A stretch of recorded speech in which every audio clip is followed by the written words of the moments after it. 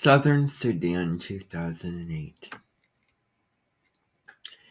Nia's mother took the plastic container from her and emptied the water into 3 large jars. She handed Nia a bowl of boiled sorghum meal and poured a little milk over it. Nia sat outside in the shade of the house and ate. When she was done, she took the bowl back inside. Her mother was nursing the baby, Nia's little brother. "Take Akir with you," her mother said, nodding toward Nia's sister. Glancing at her younger sister, Nia did not say what she was thinking, that Akir, who was only 5 years old, was too small and walked too slowly. "She needs to learn," her mother said. Nia nodded. She picked up the plastic container and took Akir by the hand. Home for just long enough to eat, Nia would now make her second trip to the pond. To the pond and back, to the pond and back, nearly a full day of walking altogether. This was Nia's daily routine several months of the year. Daily, every single day.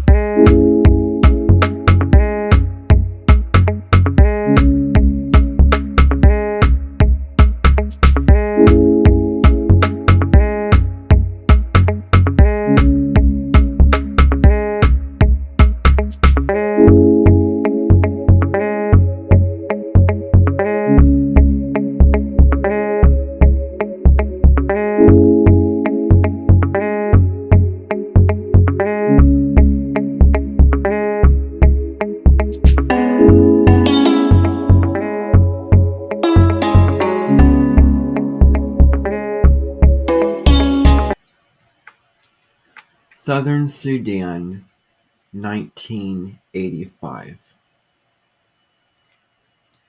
Salva held his breath as he scanned the faces, one by one. And the air left his lungs and seemed to take all hope with it. Strangers, no one from his family. The old woman came up behind him and greeted the group. "Where are you going?" she asked. A few of the people exchanged uneasy glances. There was no reply. The woman pulled her hand on Salva's shoulder. "This one is alone. Will you take him with you?" Salva saw doubt on the people's faces. Several men at the front of the group began speaking to each other. "He is a child. He will slow us down. Another mouth to feed." "Another mouth to feed? It is already hard enough to find food. He is too young to do any real work. He'll be of no help to us." Salva hung his head. They will leave him behind again, just as the others had. Then a woman in the group reached out and touched the arm of one of the men. She said nothing, but looked first at the man and then at Salva. The man nodded and turned to the group. "We will take him with us," he said. Salva looked up quickly. A few in the group were shaking their heads and grumbling. The man shrugged. "He is Dinka," he said, and began walking again. The old woman gave Salva a bag of peanuts and a gourd for drinking water. He thanked her and said goodbye. Then he caught up with the group, determined not to lag behind, not to complain, not to be any trouble to anyone. He did not even ask where they were going, for fear that his questions would be unwelcome. He knew only that they were Dinka and that they were trying to stay away from the war. He had to be content with that. The days became a never-ending walk. Salva's feet kept time with the thoughts in his head. The same words over and over. Where is my family? Where is my family? Every day he woke and walked with the group, rested at midday and walked again until dark. They slept on the ground. The terrain changed from scrub to woodland. They walked among strands of stunted trees. There was little to eat, a few fruits here and there, all was either unripe or rotten, warm rotten. Selva's peanuts were gone by the end of the third day. After about a week, they were joined by more people, another group of Dinka and several members of a tribe called the Jurchal, men and women, boys and girls, old and young, walking, walking to nowhere.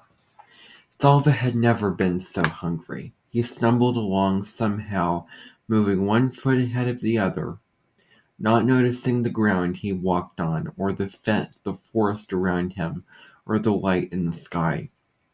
Nothing was real except his hunger, once a hollow in his stomach, but now a deep, buzzing pain in every part of him.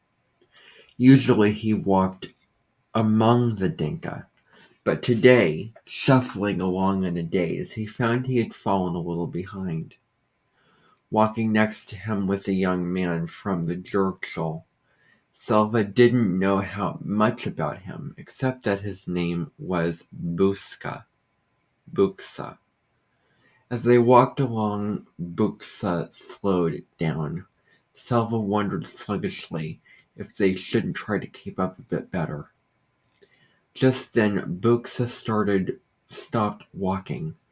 Selva stopped too, but he was too weak and hungry to ask why they were standing still. Buksa cocked his head and furrowed his brow, listening.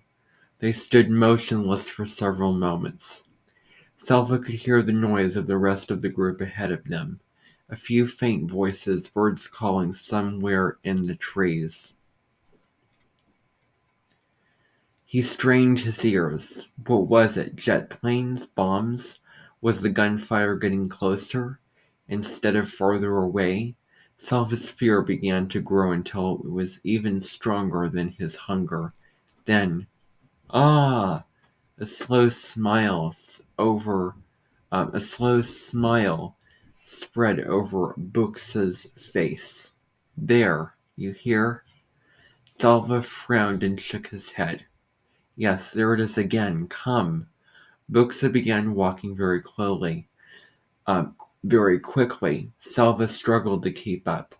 Twice Buksa paused to listen, then kept going even faster. What? Selva started to ask. Buksa stopped abruptly in front of a very large tree. Yes, he said. Now go call the others. By now Selva had caught the feeling of excitement. But what shall I tell them? The bird, the one I was listening to, he led me right here. Buksa's smile was even bigger now. You say that? He pointed up at the branches of the tree. He pointed up at the branches of the tree. Beehive, a fine large one. Selva hurried off to call the rest of the group. He had heard of this, that the Jurchal could follow the call of the bird called the honey guide, but he had never seen it done before. Honey, this night they will feast. Honey, this night they would feast.